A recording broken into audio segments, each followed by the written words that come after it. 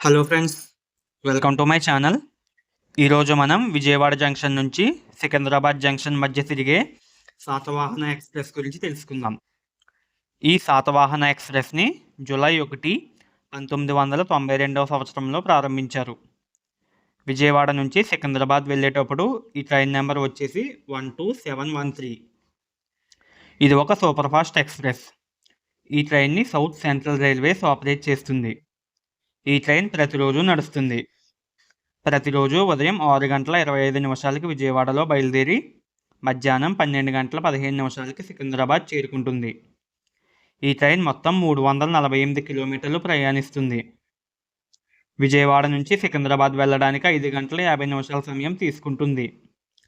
ఈ ట్రైన్ గంటకి 60 కిలోమీటర్ల వేగంతో నడుస్తుంది.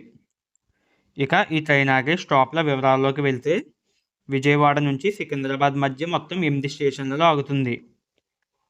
విజయవాడలో బయలుదేరిన ఈ train Madhira, Khammam, Dornakal junction, Mahabubabad, Kesamudram, Warangal, Kazipet junction, Cherlapalli స్టేషన్లలో ఆగి తన గమ్యస్థానమైన సికింద్రాబాద్ చేరుకుంటుంది. సో అది గైస్ వీడియో.